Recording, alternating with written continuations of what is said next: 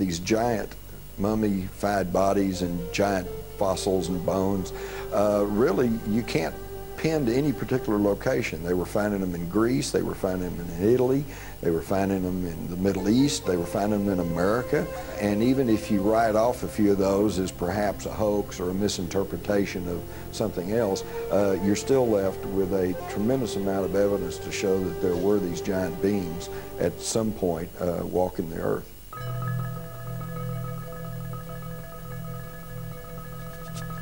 In 1912, ranchers started coming to this isolated cave near Lovelock, Nevada, to dig out bat guano for fertilizer.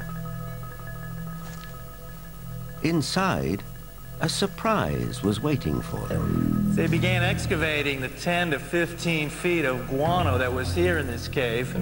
They started discovering some unusual artifacts.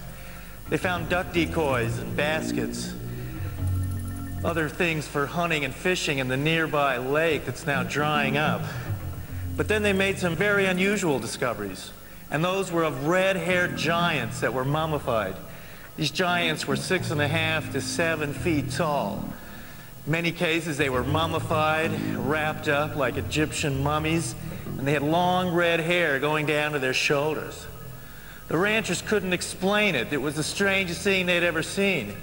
But the Paiute Indians who lived around here knew all about it.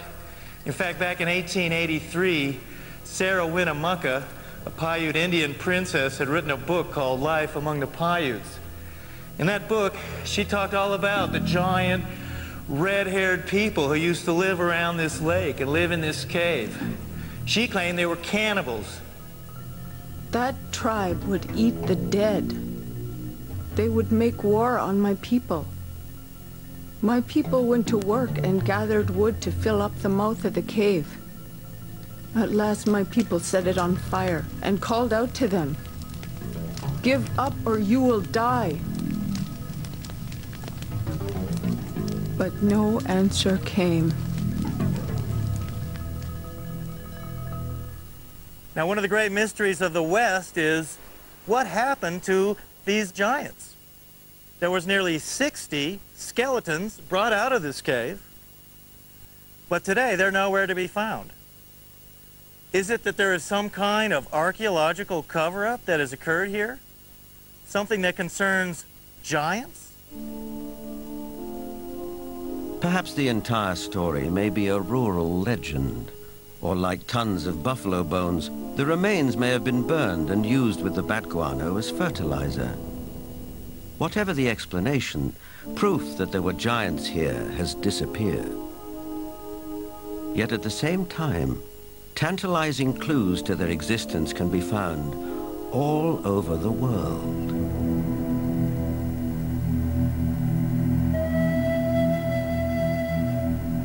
In South America, there are giant figures carved into rock so huge that at ground level it's hard to tell what they depict. Though from the sky, that becomes dramatically clear.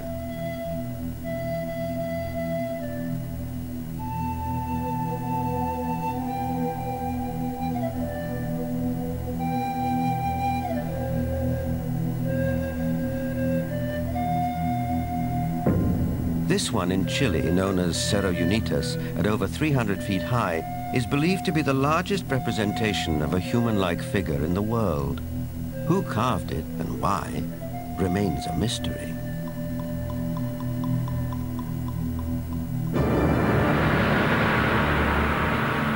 Half a world away in the United Kingdom, other giant figures stare up into the sky.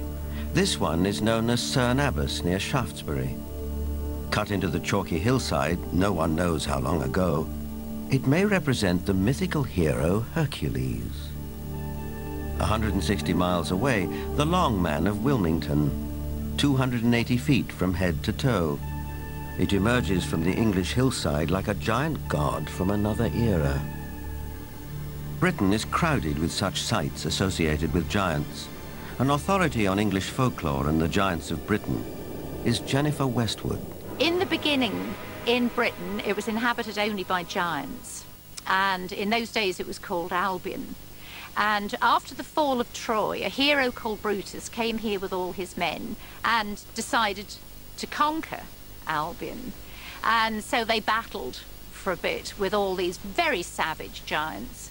And they slew most of them. But there was one called Gog-Magog that they kept alive, 12 foot high. And he had a wrestling match with the Duke of Cornwall called Coroneus. And first one got the upper hand, and then the other got the upper hand, and then Gog-Magog broke some of Coroneus's ribs, and he got so enraged that he just picked up this 12-foot giant, and he ran to the coast, and he threw him over the cliff, and the giant was smashed on the stones below, and his blood stained the rocks red.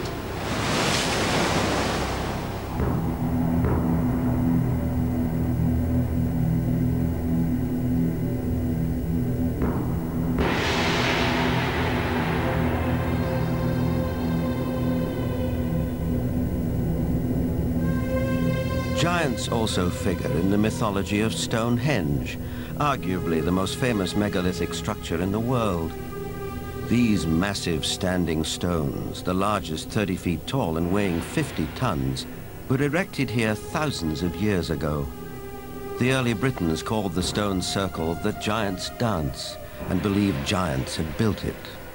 Who really built Stonehenge and how they did it are enduring mysteries.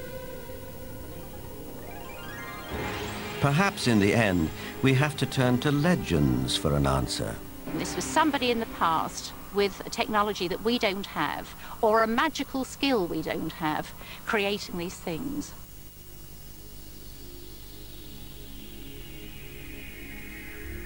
The spiral-shaped Gilgal Rephaim is situated in the Golan Heights, 50 miles from Damascus.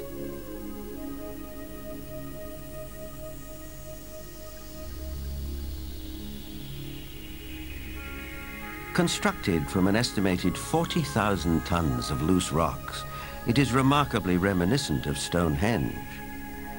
Both have been dated at around 5,000 years old and have similar megalithic stones. And like Stonehenge, Gilgal is also said to be associated with giants.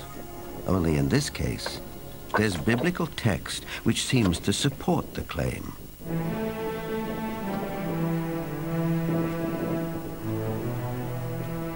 Israeli archaeologist Daniel Herman is investigating the newly opened grave.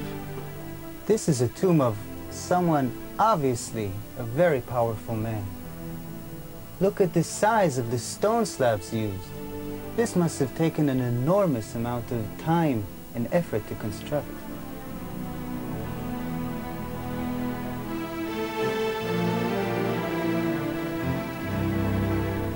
When the Israelites came here and wrote their Bible, it was already here. They saw it. So they have documented the identification of the site by saying that this region was ruled by Og, king of the Bashan. Og is described in the book of Deuteronomy as, and I quote, "For only Og, king of Bashan, remained of the remnant of the Rephaim." Rephaim is Hebrew word for giant.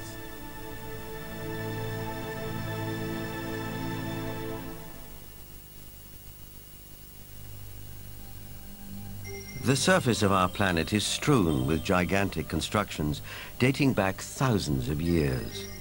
They're in the deserts, on the plains, under the oceans, high on the mountains, like those in South America. I think the world looked like the cities we see in Machu Picchu, Tiahuanaco, Sacsayhuaman.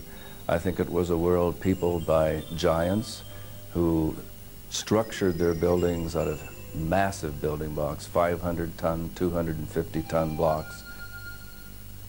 Massive ruins, the scale of which stagger the imagination, are found throughout